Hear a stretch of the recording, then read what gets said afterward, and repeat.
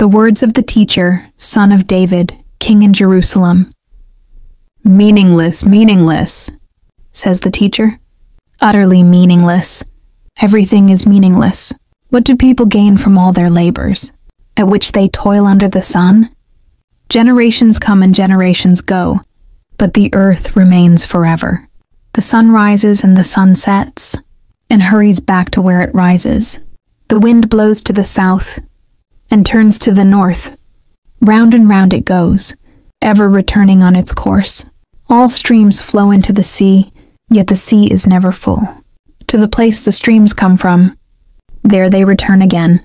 All things are wearisome, more than one can say. The eye never has enough of seeing, nor the ear its fill of hearing. What has been will be again, what has been done will be done again. There is nothing new under the sun. Is there anything of which one can say, "Look, this is something new"? It was here already, long ago. It was here before our time. No one remembers the former generations, and even those yet to come will not be remembered by those who follow them. I, the teacher, was king over Israel and Jerusalem. I applied my mind to study and to explore by wisdom all that is done under the heavens. What a heavy burden God has laid on mankind. I have seen all the things that are done under the sun. All of them are meaningless, a chasing after the wind. What is crooked cannot be straightened. What is lacking cannot be counted. I said to myself, "Look, I have increased in wisdom more than anyone who has ruled over Jerusalem before me. I have experienced much of wisdom and knowledge." Then I applied myself to the understanding of wisdom, and also of madness and folly. But I learned that this, too, is a chasing after the wind. For with much wisdom comes much sorrow. The more knowledge, the more grief. I said to myself, "Come now, I will test you with pleasure to find out what is good." But that also proved to be meaningless. "Laughter," I said, "is madness. And what does pleasure accomplish?" I tried cheering myself with wine and embracing folly, my mind still guiding me with wisdom. I wanted to see what was good for people to do under the heavens during the few days of their lives. I undertook great projects. I built houses for myself and planted vineyards. I made gardens and parks and planted all kinds of fruit trees in them. I made reservoirs to water groves of flourishing trees. I bought male and female slaves and had other slaves who were born in my house. I also owned more herds and flocks than anyone in Jerusalem before me. I amassed silver and gold for myself and the treasure of kings and provinces. I acquired male and female singers and a harem as well, the delights of a man's heart. I became greater by far than anyone in Jerusalem before me. In all this my wisdom stayed with me. I denied myself nothing my eyes desired. I refused my heart no pleasure. My heart took delight in all my labor, and this was the reward for all my toil. Yet when I surveyed all that my hands had done, and what I had toiled to achieve, everything was meaningless, a chasing after the wind. Nothing was gained under the sun. Then I turned my thoughts to consider wisdom, and also madness and folly. What more can the king's successor do than what has already been done?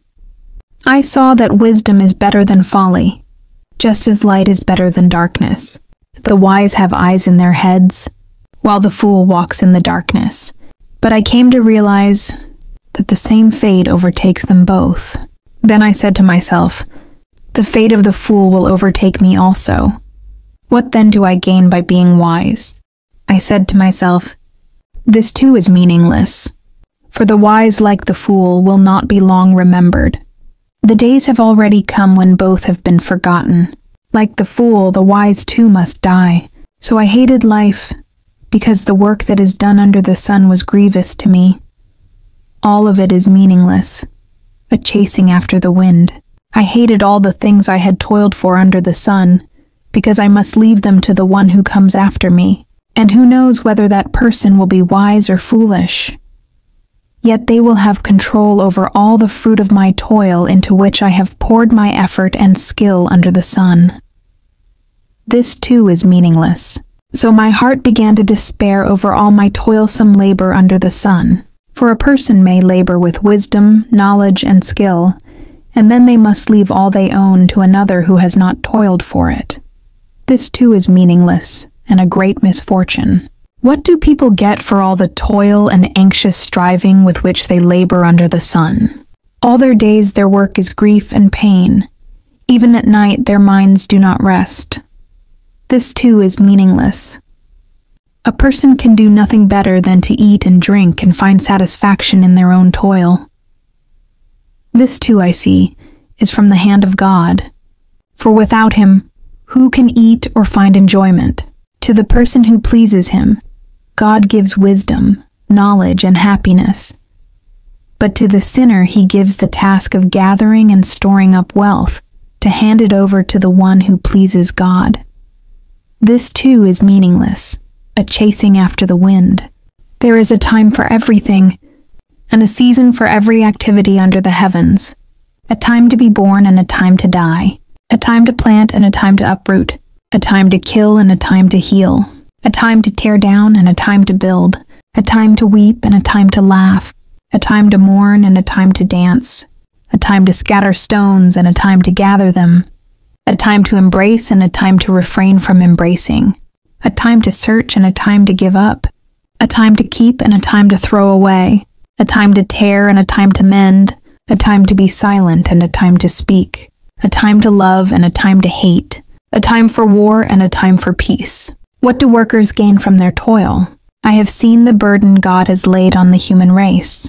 He has made everything beautiful in its time. He has also set eternity in the human heart.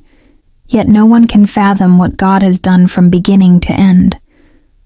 I know that there is nothing better for people than to be happy and to do good while they live, that each of them may eat and drink and find satisfaction in all their toil. This is the gift of God. I know that everything God does will endure forever. Nothing can be added to it and nothing taken from it. God does it so that people will fear him. Whatever is has already been, and what will be has been before, and God will call the past to account. And I saw something else under the sun. In the place of judgment, wickedness was there. In the place of justice, wickedness was there. I said to myself, God will bring into judgment both the righteous and the wicked, for there will be a time for every activity, a time to judge every deed. I also said to myself, as for humans, God tests them so that they may see that they are like the animals. Surely the fate of human beings is like that of the animals. The same fate awaits them both. As one dies, so dies the other. All have the same breath. Humans have no advantage over animals. Everything is meaningless. All go to the same place. All come from dust, and to dust all return. Who knows if the human spirit rises upward and if the spirit of the animal goes down into the earth? So I saw that there is nothing better for a person than to enjoy their work, because that is their lot. For who can bring them to see what will happen after them? Again I looked and saw all the oppression that was taking place under the sun. I saw the tears of the oppressed, and they have no comforter. Power was on the side of their oppressors, and they have no comforter. And I declared that the dead, who had already died, are happier than the living, who are still alive. But better than both is the one who has never been born, who has not seen the evil that is done under the sun. And I saw that all toil and all achievement spring from one person's envy of another. This too is meaningless, a chasing after the wind. Fools fold their hands and ruin themselves. Better one handful with tranquility than two handfuls with toil and chasing after the wind. Again I saw something meaningless under the sun. There was a man all alone. He had neither son nor brother. There was no end to his toil. Yet his eyes were not content with his wealth. For whom am I toiling? He asked. And why am I depriving myself of enjoyment? This too is meaningless. A miserable business. Two are better than one, because they have a good return for their labor. If either of them falls down, one can help the other up, but pity anyone who falls, and has no one to help them up. Also, if two lie down together, they will keep warm. But how can one keep warm alone? Though one may be overpowered, two can defend themselves. A cord of 3 strands is not quickly broken. Better a poor but wise youth than an old but foolish king who no longer knows how to heed a warning. The youth may have come from prison to the kingship, or he may have been born in poverty within his kingdom. I saw that all who lived and walked under the sun followed the youth, the king's successor. There was no end to all the people who were before them, but those who came later were not pleased with the successor. This too is meaningless, a chasing after the wind. Guard your steps when you go to the house of God. Go near to listen rather than to offer the sacrifice of fools who do not know that they do wrong. Do not be quick with your mouth. Do not be hasty in your heart to utter anything before God. God is in heaven, and you are on earth, so let your words be few. A dream comes when there are many cares, and many words mark the speech of a fool. When you make a vow to God, do not delay to fulfill it. He has no pleasure in fools. Fulfill your vow. It is better not to make a vow than to make one and not fulfill it. Do not let your mouth lead you into sin, and do not protest to the temple messenger, "My vow was a mistake." Why should God be angry at what you say and destroy the work of your hands? Much dreaming and many words are meaningless. Therefore fear God. If you see the poor oppressed in a district, and justice and rights denied, do not be surprised at such things. For one official is eyed by a higher one, and over them both are others higher still. The increase from the land is taken by all. The king himself profits from the fields. Whoever loves money never has enough. Whoever loves wealth is never satisfied with their income. This too is meaningless. As goods increase, so do those who consume them. And what benefit are they to the owners, except to feast their eyes on them? The sleep of a laborer is sweet, whether they eat little or much. But as for the rich, their abundance permits them no sleep. I have seen a grievous evil under the sun, wealth hoarded to the harm of its owners, or wealth lost through some misfortune, so that when they have children, there is nothing left for them to inherit. Everyone comes naked from their mother's womb, and as everyone comes, so they depart. They take nothing from their toil that they can carry in their hands. This too is a grievous evil. As everyone comes, so they depart. And what do they gain? Since they toil for the wind, all their days they eat in darkness, with great frustration, affliction, and anger. This is what I have observed to be good, that it is appropriate for a person to eat, to drink, and to find satisfaction in their toilsome labor under the sun during the few days of life God has given them, for this is their lot. Moreover, when God gives someone wealth and possessions, and the ability to enjoy them, to accept their lot and be happy in their toil, this is a gift of God. They seldom reflect on the days of their life, because God keeps them occupied with gladness of heart. I have seen another evil under the sun, and it weighs heavily on mankind. God gives some people wealth, possessions, and honor, so that they lack nothing their hearts desire.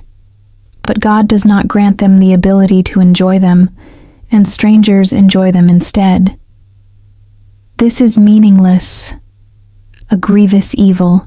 A man may have 100 children and live many years, yet no matter how long he lives, if he cannot enjoy his prosperity and does not receive proper burial, I say that a stillborn child is better off than he.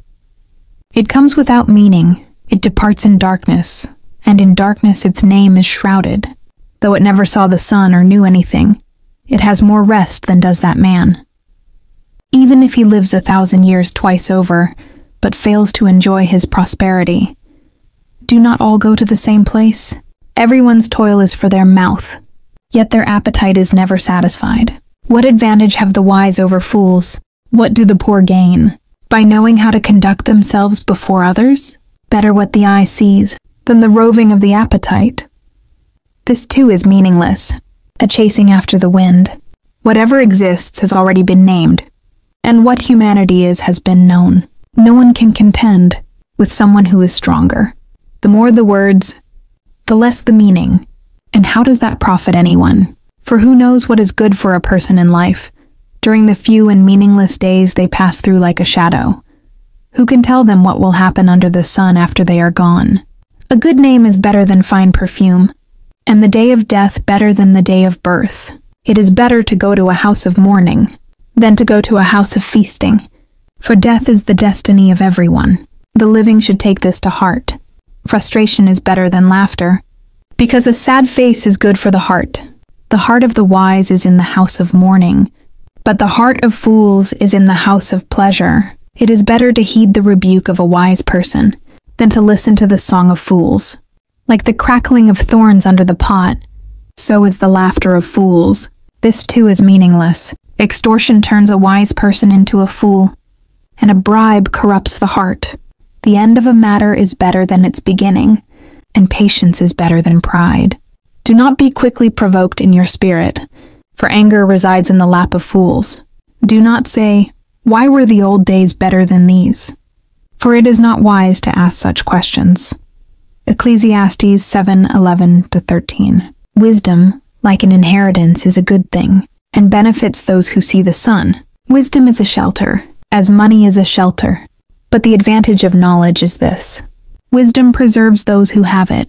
Consider what God has done. Who can straighten what he has made crooked? When times are good, be happy. But when times are bad, consider this: God has made the one, as well as the other. Therefore, no one can discover anything about their future. When times are good, be happy. But when times are bad, consider this: God has made the one, as well as the other. Therefore, no one can discover anything about their future. In this meaningless life of mine, I have seen both of these: the righteous perishing in their righteousness, and the wicked living long in their wickedness. Do not be over-righteous, neither be over-wise. Why destroy yourself? Do not be overwicked, and do not be a fool. Why die before your time? It is good to grasp the one, and not let go of the other. Whoever fears God will avoid all extremes. Wisdom makes one wise person more powerful than 10 rulers in a city. Indeed, there is no one on earth who is righteous, no one who does what is right and never sins. Do not pay attention to every word people say, or you may hear your servant cursing you. For you know in your heart that many times you yourself have cursed others. All this I tested by wisdom, and I said, I am determined to be wise. But this was beyond me. Whatever exists is far off and most profound. Who can discover it? So I turned my mind to understand, to investigate, and to search out wisdom and the scheme of things, and to understand the stupidity of wickedness and the madness of folly. I find more bitter than death the woman who is a snare, whose heart is a trap, and whose hands are chains.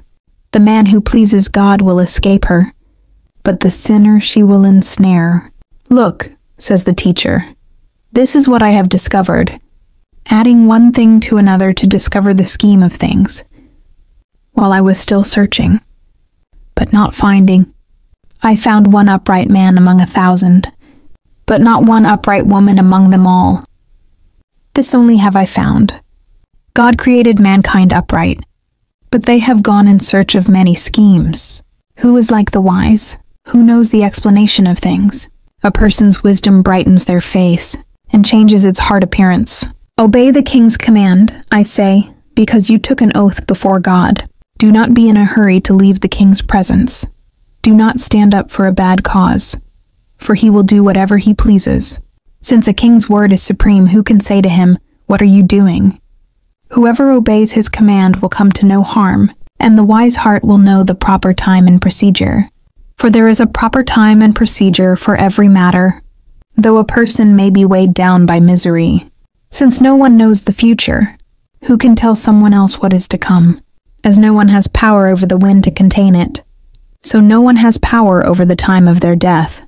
As no one is discharged in time of war, so wickedness will not release those who practice it. All this I saw as I applied my mind to everything done under the sun.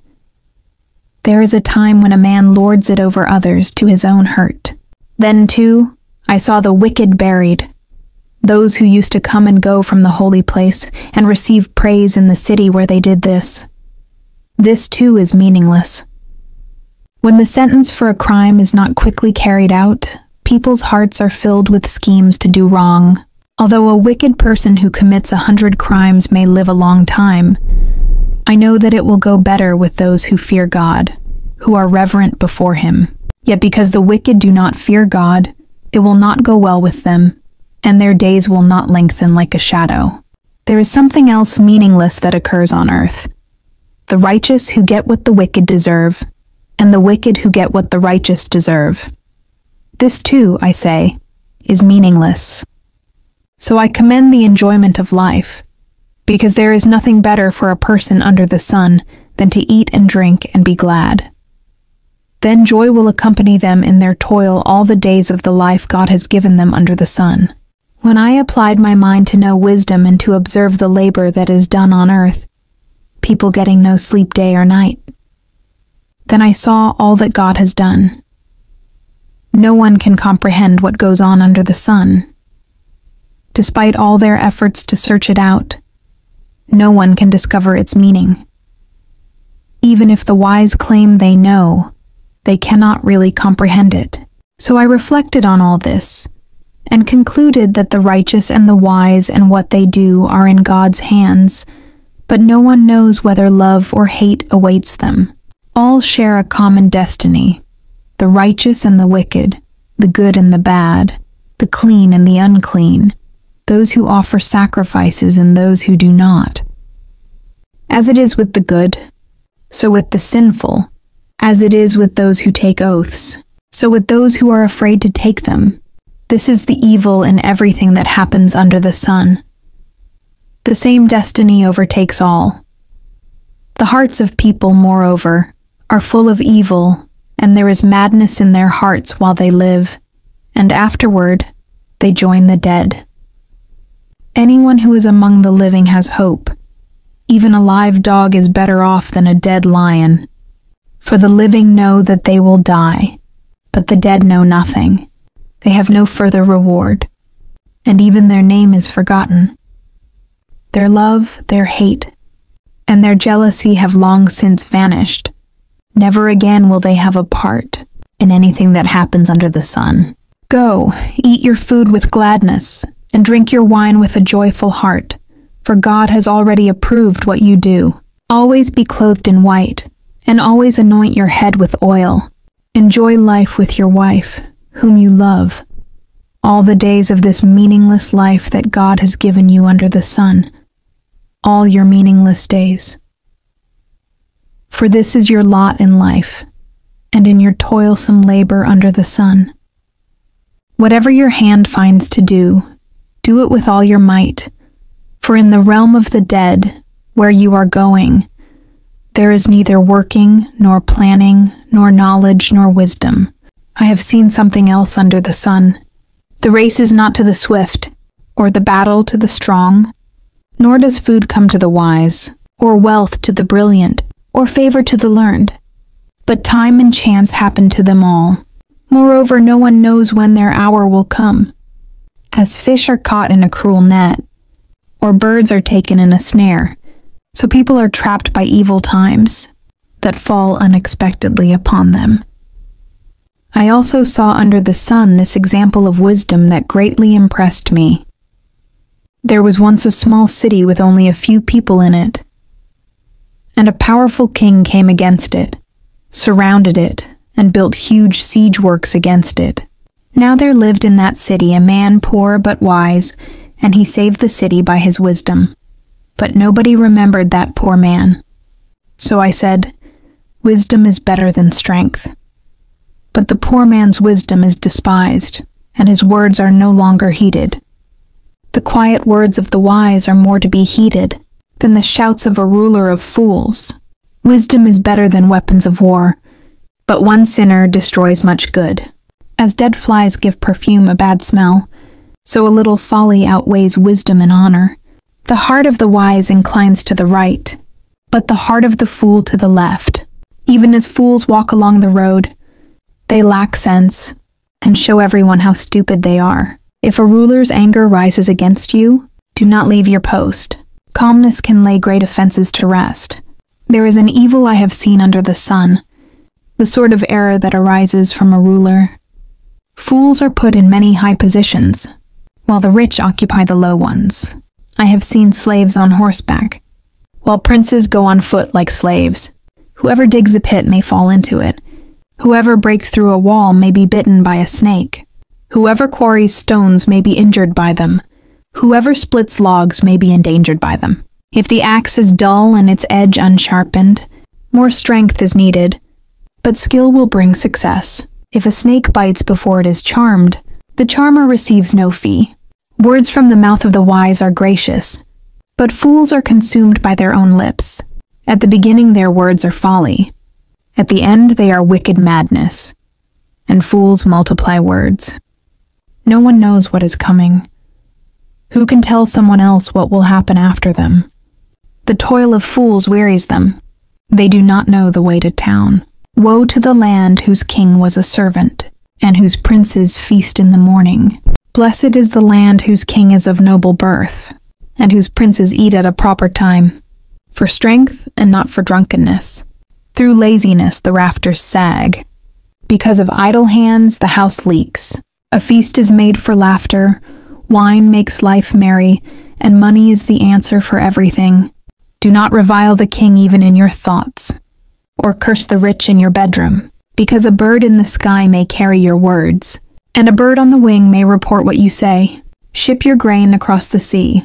After many days you may receive a return. Invest in 7 ventures, yes, in 8. You do not know what disaster may come upon the land. If clouds are full of water, they pour rain on the earth. Whether a tree falls to the south or to the north, in the place where it falls, there it will lie. Whoever watches the wind will not plant. Whoever looks at the clouds will not reap, as you do not know the path of the wind, or how the body is formed in a mother's womb. So you cannot understand the work of God, the maker of all things. Sow your seed in the morning, and at evening let your hands not be idle, for you do not know which will succeed, whether this or that, or whether both will do equally well. Light is sweet, and it pleases the eyes to see the sun. However many years anyone may live, let them enjoy them all, but let them remember the days of darkness. For there will be many, everything to come is meaningless.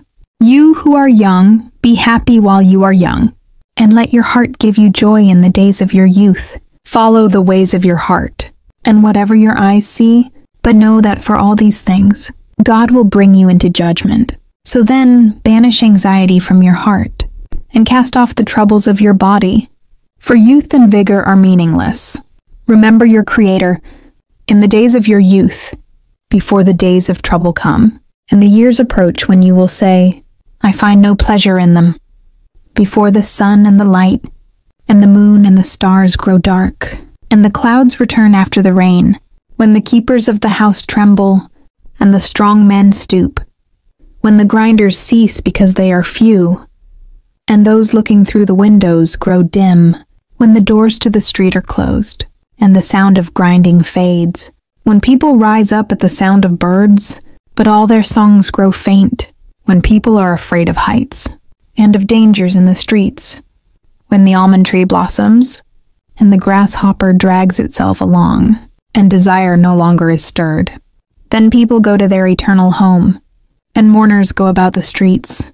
Remember him, before the silver cord is severed, and the golden bowl is broken, before the pitcher is shattered at the spring, and the wheel broken at the well, and the dust returns to the ground it came from, and the spirit returns to God who gave it. Meaningless, meaningless, says the teacher. Everything is meaningless. Not only was the teacher wise, but he also imparted knowledge to the people. He pondered and searched out and set in order many proverbs. The teacher searched to find just the right words, and what he wrote was upright and true. The words of the wise are like goads, their collected sayings like firmly embedded nails, given by one shepherd. Be warned, my son, of anything in addition to them. Of making many books there is no end, and much study wearies the body. Now all has been heard. Here is the conclusion of the matter. Fear God and keep his commandments, for this is the duty of all mankind. For God will bring every deed into judgment, including every hidden thing, whether it is good or evil.